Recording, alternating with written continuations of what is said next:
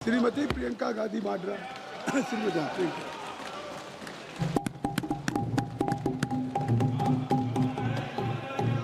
धन्यवाद अध्यक्ष महोदय जी, आपने मुझे इस विषय पर बोलने का मौका दिया। कुछ दिनों पहले हम राम मनोहर लोहिया अस्पताल गए थे। पुलिस लाठीचार्ज में घायल दिल्ली की उस छात्र की स्थिति जानने के लिए जो आईसीयू में अपनी जिंदगी की सबसे बड़ी लड़ाई लड़ रही है। हमसे कुछ ही समय पहले आदरणीय स्वास्थ्य मंत्री जी श्री जेपी नड्डा वहां गए थे और उनसे कुछ समय पहले अन्य नेता भी गए। जब तक हम वहां पहुंचे, उस लड़की की मां नेताओं के आने जाने से गुस्से में थी। सुन लीजिए, सुनिए, किसी की पीड़ा का मजाक नहीं उड़ाते। कोई भी हो, किसी की पीड़ा का मजाक नहीं उड़ाते। आप संसद में बैठे हैं, निशिकांत जी आप बना रहे हो। जब तक हम वहां पहुंचे, उस लड़की की मां नेताओं के आने जाने से गुस्से में थी। किस लिए आए हो? उसने आईसीयू के दरवाजे के बाहर खड़े होकर हमें पूछा। हमारे सामने कांपते हुए हाथ जोड़े कहने लगी कि धन्यवाद आप आए हैं, ठीक है, मगर मुझे किसी से नहीं मिलना, मुझे किसी से बात नहीं करनी।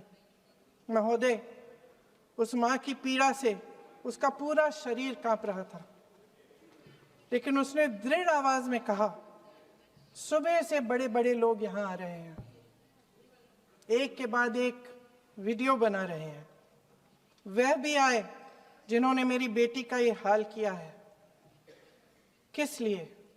उसने हमसे पूछा। किस लिए?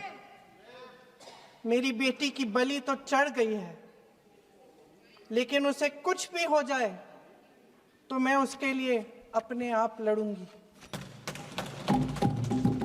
मुझे किसी की मदद नहीं चाहिए, मैं अकेले लड़ लूंगी। महोदय, शायद मुझे यहाँ खड़े होकर सबके सामने ये बात नहीं कहनी चाहिए, मगर उस माँ की गुहार ने मुझे शर्मिंदा किया।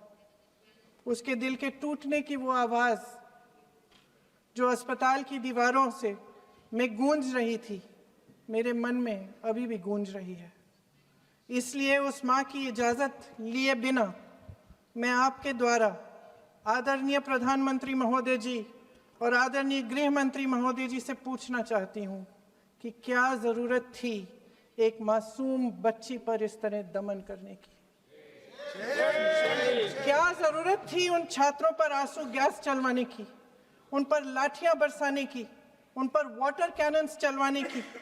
क्या जरूरत थी उन नौजवान लड़कियों को जलील करते हुए उनके कपड़े फाड़ने की, उनको बेरहमी से गंदी तरह पिटवाने की? देश के युवाओं पर पैलेट गन्स और AK-47 चलवाने की क्या आवश्यकता थी? क्या वे आतंकवादी थे? क्या आतंकवादी हैं? टेररिस्ट हैं? हाँ, कांग्रेस बोल रही है। हाँ, कांग्रेस बोल रही है। जवाब दीजिए, जवाब दीजिए। कांग्रेस बोल रही है, जवाब मांग रही है, जवाब दीजिए।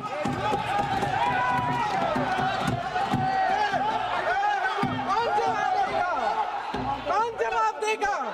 गृह मंत्री जी जवाब देंगे। किसने ऑर्डर दिया? किसने ऑर्डर दिया पैलेट गन्स चलाने के लिए? किसने ऑर्डर दिया? आपके माध्यम से मैं पूछती हूं अध्यक्ष महोदय, किसने ऑर्डर दिया? प्रधानमंत्री जी ने दिया? गृह मंत्री जी ने दिया? जवाब देंगे? पूरा देश पूछ रहा है, सिर्फ कांग्रेस पार्टी नहीं पूछ रही है, पूरा देश पूछ रहा है। अध्यक्ष महोदय, देश के माता पिता पूछ रहे हैं, छात्र पूछ रहे हैं, अध्यापक पूछ रहे हैं, पूरा देश आज ये पूछ रहा है। और आपकी जिम्मेदारी बनती है कि आप इस सवाल का जवाब दें। क्यों डरते हैं आप इस देश के नौजवानों से? क्यों डरते हैं आप इस देश की बुलंद आवाज से? और उस आवाज को दबाने का हक आपको किसने दिया है? महोदय, ये सदन यहाँ बैठे हुए सांसदों की जागीर नहीं है, ये इस देश की अमानत है। यहाँ बैठे हम सब इस देश की जनता, इस देश के युवाओं, बुजुर्गों, गरीबों, अमीरों और सब धर्मों, सब वर्गों के देशवासियों के सेवक हैं। हम उनके प्रतिनिधि हैं और ये सत्ता हमें उन्होंने ही दी है। इस देश का संविधान हमारी सर आंखों पे, इस देश का लोकतंत्र सर्वोपरि है, इसे ध्वस्त करना पाप है। यह करोड़ों जनता हमसे सिर्फ एक चीज मांगती है, जवाबदेही। इंग्लिश में इसे अकाउंटेबिलिटी कहते हैं।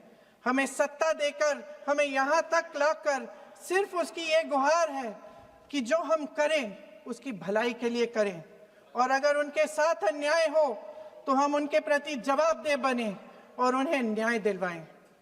पिछले दिनों हजारों बच्चे सड़क पर उतरे, उन्होंने अपनी पीड़ा व्यक्त की। गांधी जी के दिखाए हुए रास्ते पर अहिंसा और सत्य को अपने दिलों में रखते हुए, गाते, मुस्कुराते हुए शांतिपूर्वक प्रदर्शन किया। लोकतंत्र के सबसे पवित्र सिद्धांत के तहत उन्होंने अपनी आवाज उठाने का अधिकार कायम किया।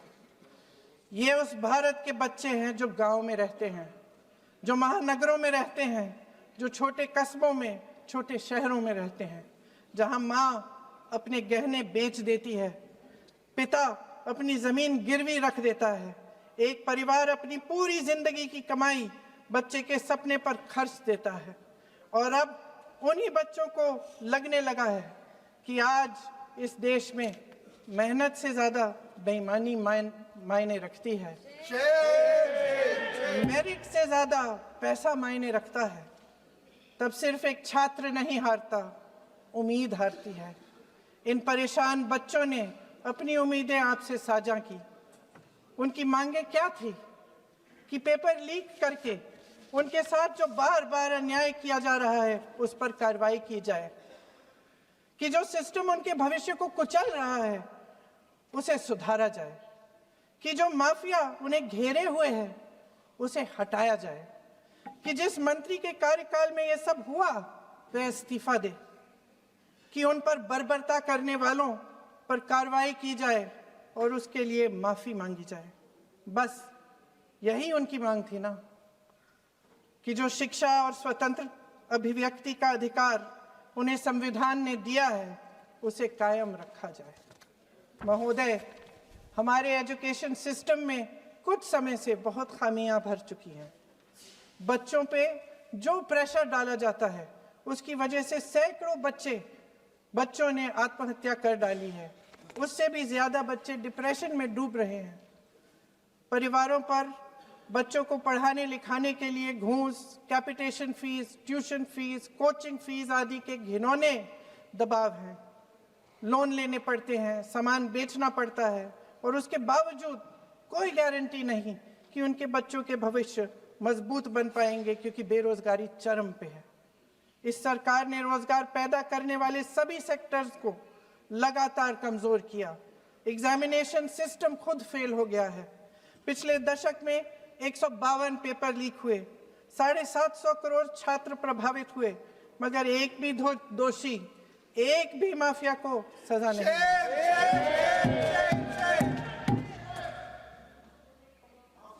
हमारे एजुकेशन में आरएसएस के प्रचारकों को भर भर कर उसे खोखला बना दिया है। जबरदस्ती एनटीए बनवाकर सिस्टम का केंद्रीकरण करके उसे और भी उलझा दिया। देश के कुल बजट में, हाँ जी जबरदस्ती, आपने अभी अभी सुना तमिलनाडु के हमारे साथी क्या कह रहे थे। देश के कुल बजट में एजुकेशन बजट की हिस्सेदारी हर साल बढ़ाने की बजाय घटती जा रही है।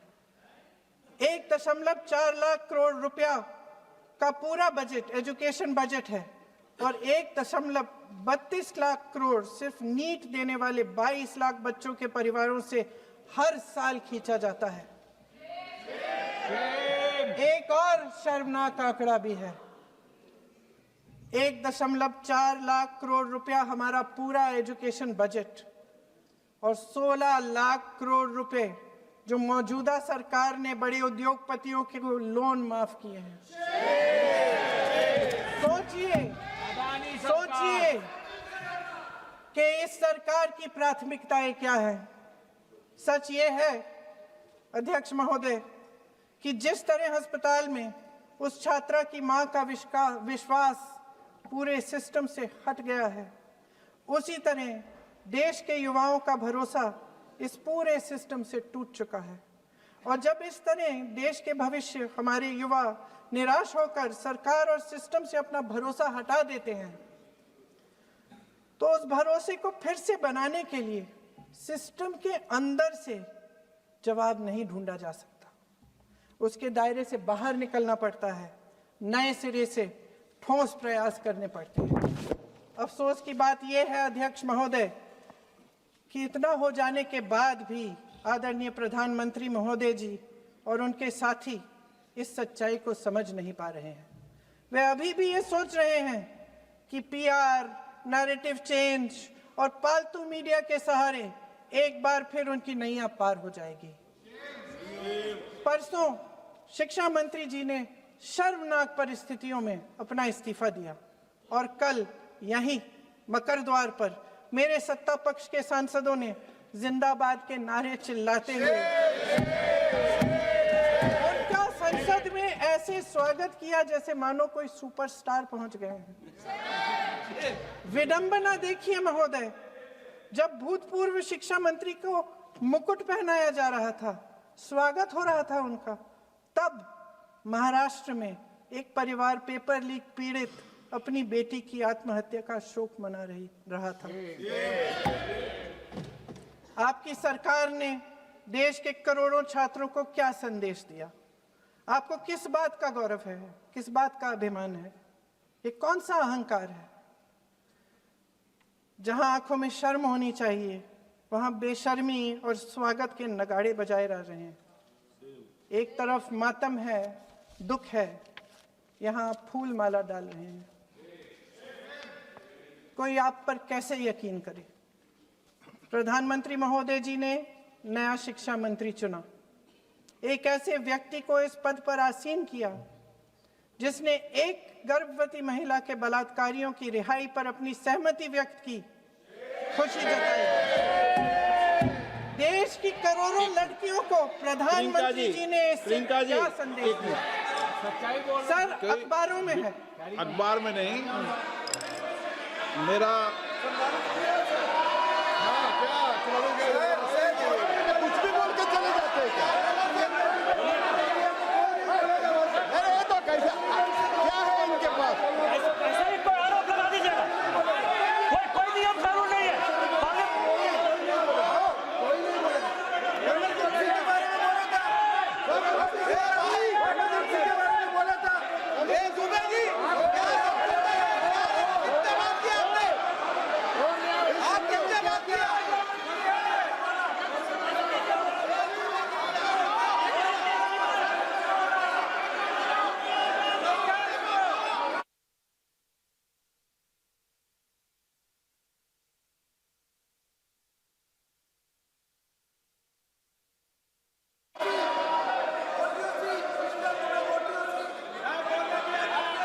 अध्यक्ष महोदय जी, जो श्रीमती प्रियंका वाड्रा गांधी जी बोल रही थी, तो बीच में उनके वहाँ से भी टोका टोकी पहले भी हुए, हमारे यहाँ से भी हुए थे। अभी हम लोग तो शांति से सुन रहे हैं, लेकिन जो अभी अभी हमारे वर्तमान नए शिक्षा मंत्री को जो उन्होंने टिप्पणी की, कैरेक्टर असैसिनेशन है एक तरीके से संसद में, और इस तरीके के भाषा हम उम्मीद नहीं करते हैं। मैं इसमें प्रहलाद जोशी जी ने भी खुद कहा है, एक तो उन्होंने प्रियंका जी ने जो गलत बात कही है रिकॉर्ड पे, उसको रिकॉर्ड से हटा दिया जाए। दूसरा इस तरह का भाषा का इस्तेमाल ना करें। आपने डिबेट से पहले आपने अपील किया कि संसद में डिबेट का स्तर को नहीं गिराने चाहिए। उनके पार्टी के वो सीनियर लीडर है, वो पहली बार चुन के आए हैं, मगर उनके पार्टी में सीनियर है, जिम्मेदारी के साथ बोलना चाहिए। अगर पूरा ऑथेंटिकेट नहीं कर सकते हैं तो मैं ये मानता हूं कि उनको क्षमा मांगना चाहिए सदन से।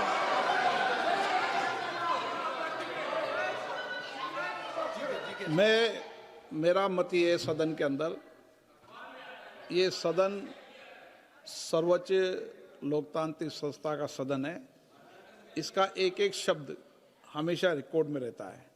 मैं माननीय सदस्य से आग्रह करूंगा कि बिना तथ्यों के हमें इस तरीके के सदन के पटल पर बात नहीं होनी चाहिए।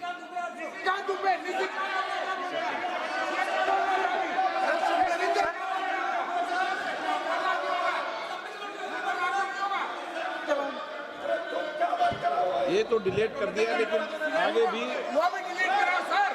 ये तो निशिकांत बोलता वो भी ये सीधे क्या बोल रहा था, क्या डेटा क्या कर रहा था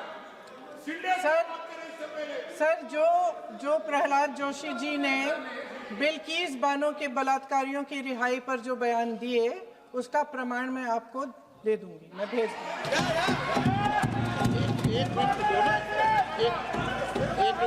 मैं ऑथेंटिकेट करूंगा। स्पीकर का डायरेक्शन 115, उनको पहले ऑथेंटिकेट करने कहिए सर। ऑथेंटिकेट करेंगे उसके बाद वो आगे बढ़ेंगे, ऐसा नहीं होगा। पहले ऑथेंटिकेट करने दो सर। उनको ऑथेंटिकेट करने के लिए कहिए, ऑथेंटिकेट करने कहिए उनको।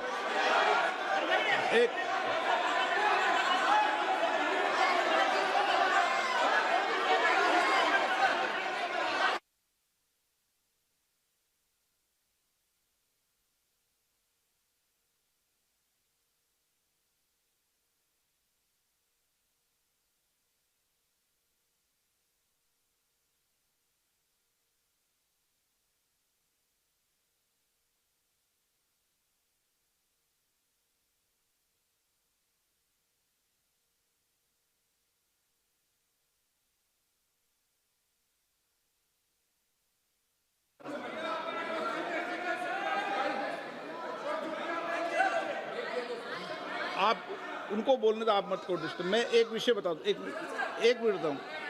नियम 353 के अंदर फिर मैं एक बार स्पष्ट कर दूं, किसी भी सदस्य द्वारा किसी भी व्यक्ति के विरुद्ध मानहानि या अभियोगात्मक प्रकृति का कोई आरोप नहीं लगाया जाएगा जब तक कि सदस्य ने अध्यक्ष और संबंधित मंत्री को पर्याप्त अग्रिम सूचना नहीं दे दी हो। यह व्यवस्था है।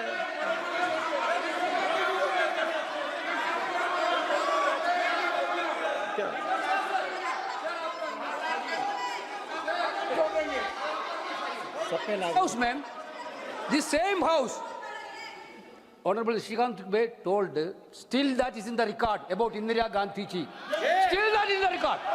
Still that is in the record. Sir, you are not removed, sir.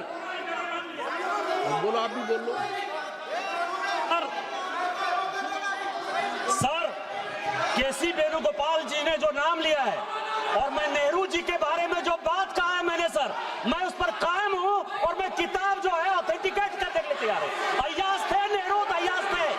मैं फिर दोबारा रिपीट कर रहा हूं, आई एम अगेन रिपीटिंग। यही फैक्ट है और मैं किताब में ऑथेंटिकेट करके दे रहा हूं। I am authenticating that book.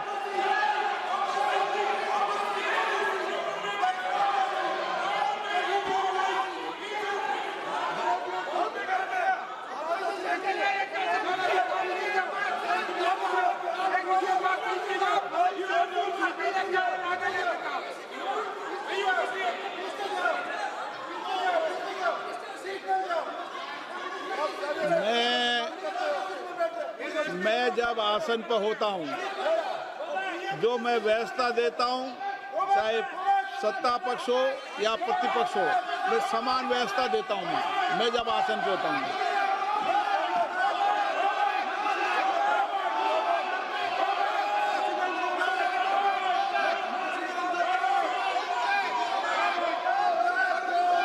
Please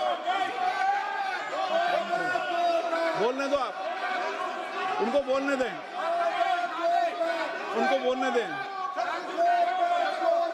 no, अरे आप उनको नहीं बोलने देना चाहते? चलिए 114 प्लीज चाहिए। सर प्रियंका जी को ऑथेंटिकेट करना चाहिए और जो मिस इन्फॉर्मेशन कर रहे हैं नहीं तो मिस इन्फॉर्मेशन के लिए कार्रवाई करना चाहिए सर। ये क्या कुछ भी बोल के चल सकते हैं क्या? और procedure for the minister the correcting the mistake 114 में अगर वो आपने जो रूल का जिक्र किया 353 में, मुझे कोई नोटिस नहीं दिया है, मैं इधर प्रेजेंट हूँ और मैंने ऐसे कैसे बिना ऑथेंटिकेशन बोल सकते, मुझे बिना नोटिस दिए हुए। इसलिए मैं इसको खंडन करता हूँ और उसको एक्सपेल करना चाहिए और उनको माफी मांगना चाहिए।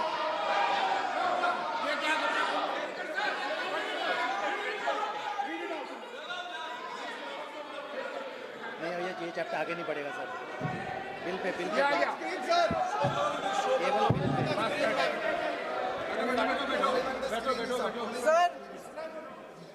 Sir here is a newspaper माननीय आर्टिकल। सदस्य,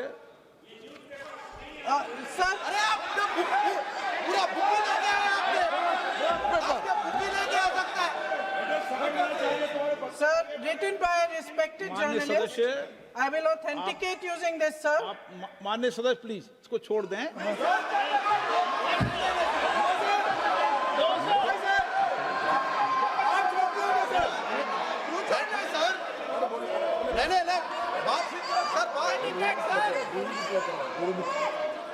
सर अगर जोशी जी अपने बयान का इस खंडन कर विधेयक रहे पर ही हैं क्या? चर्चा होगी।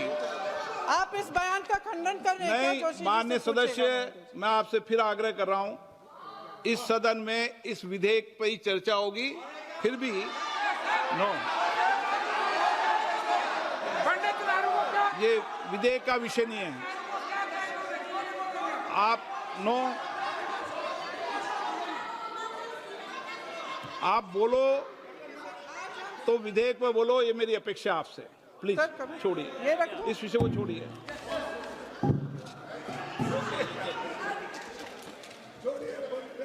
आज हम सदन पटल पर एक ऐसे विधेयक में संशोधन पर डिबेट कर रहे हैं जो 2024 में पारित हो चुका था और इसमें मुख्य संशोधन यही है कि पेपर लीक के अन्य अपराधों के लिए सजा बढ़ाई जाएगी। मगर जब से ये विधेयक पारित हुआ तब से अब तक इस सरकार ने एक भी अपराधी को सजा नहीं दी। आपने देखा है कि कल और परसों से फेस रिकॉग्निशन द्वारा प्रदर्शन करने वाले बच्चों के नाम और पते सार्वजनिक किए जा रहे हैं, मगर यही काम पेपर लीक करने वाले अपराधियों के लिए अभी तक नहीं किया गया। ना इस विधेयक में पेपर लीक रोकने के कोई ठोस कदम है। इससे देश के युवाओं का भरोसा कैसे बनेगा? अध्यक्ष महोदय, आदरणीय प्रधानमंत्री महोदय जी को आपके माध्यम से मैं कहना चाहती हूं कि शायद उन्हें अपने सलाहकार बदलने चाहिए। वे असलियत से एकदम टूट चुके हैं। नई कमेटियां बनाने से काम नहीं चलेगा। उनका अध्यक्ष चाहे कोई भी हो। राधा कृष्ण कमेटी भी व्यवस्था में सुधार लाने के लिए बनी थी। आज तक उसकी एक सिफारिश लागू नहीं हुई है और इस नई कमेटी में तो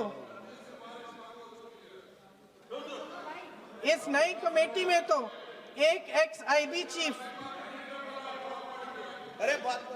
फिर चिल्लाएंगे, एक एक्स-आईबी चीफ, एक आईटी कंपनी के मालिक और एक गौमूत्र के विशेषज्ञ भी हैं।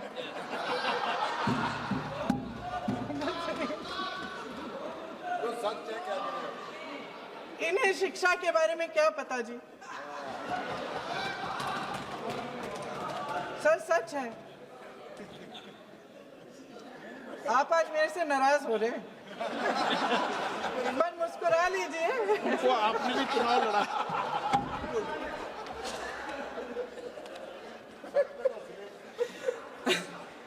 सर फास्ट ट्रैक कोर्ट्स का रिकॉर्ड पहले से ही बहुत खराब है। वैसे भी कल की सुनवाई में सीबीआई का वकील पेश ही नहीं हुआ।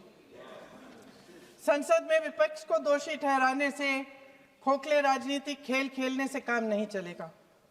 आप जेन जी का भरोसा वापस जीतना चाहते हैं तो नए एंगल से अपने फोन से नए वीडियो बनाने से नहीं होगा।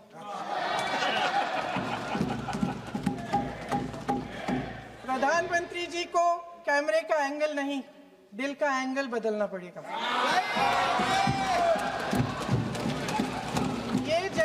अत्यंत जागरूक है, समझता है, झूठ पहचानने की उसकी अपार क्षमता है। इनका दिल और दिमाग जीतने के लिए आपको सच्चाई पर उतरना पड़ेगा। आपके शासन के चलते इस नौजवान पीढ़ी के साथ घोर अन्याय हुआ है, बर्बरता हुई है। इस सच्चाई को स्वीकार करिए। अपनी जिम्मेदारी से पीछे हटने से काम नहीं चलेगा। आदरणीय प्रधानमंत्री महोदय जी, आपको जिम्मेदारी लेनी पड़ेगी, ठोस कदम उठाने पड़ेंगे। शिक्षा विशेषज्ञों को इकट्ठा कीजिए, छात्रों, अध्यापकों, सभी स्टेक होल्डर्स को साथ लेकर, अन्य विचारधाराओं के थॉट लीडर्स के साथ गहरी चर्चाएं करवाकर एक नई शिक्षा प्रणाली तैयार कीजिए। मौजूदा नेशनल एजुकेशन पॉलिसी में 8 महीने तो एग्जाम चलते हैं, अध्यापकों को पढ़ाने का समय नहीं मिलता। सिर्फ आरएसएस के लोगों से भरने की बजाय सिस्टम को शिक्षित, एजुकेटेड, उन्नत और उदार दृष्टिकोण के लोगों से भी भरिए, जिनकी योग्यता सिर्फ उनकी विचारधारा न हो। रोजगार पैदा करने के सख्त कदम उठाइए, इस पर फोकस करिए। मेडिकल कॉलेजेस की संख्या बढ़ाइए, चिकित्सा शिक्षा का विस्तार कीजिए, ताकि ये बच्चे जो मेहनत कर कर के भी अपने भविष्य नहीं बना पा रहे हैं, एक उज्जवल भविष्य का सपना देख पाए। अध्यक्ष महोदय, छात्रों को सड़क से हटाया जा सकता है, लेकिन उनके सवालों को नहीं। हर लाठी जो किसी लड़की पर, किसी लड़के पर चली है, वे बच्चों की पीठ से ज्यादा सरकार की साख पर पड़ी है। देश के नौजवान न्याय मांग रहे हैं, भीख नहीं। वे यहाँ सरकार गिराने नहीं, अपना भरोसा बचाने के लिए आए थे। अध्यक्ष महोदय, आपके माध्यम से मैं सरकार को कहना चाहती हूँ, अपनी साख बचाइए, अपनी नीयत ठीक करिए, अपनी अकड़ का इलाज कीजिए, अपने वादों पर अमल कीजिए। आपके शासन में हमने बड़ी बड़ी चोरियां देखी हैं। चुनाव में वोटों की चोरी, राम मंदिर में चंदा की चोरी, आपके उद्योगपति मित्रों द्वारा देश की संपत्ति की चोरी, किसानों की जमीन की चोरी, लेकिन सबसे बड़ी चोरी, हाँ ठीक है, सबसे बड़ी चोरी तब हुई। कहिए, बोलिए।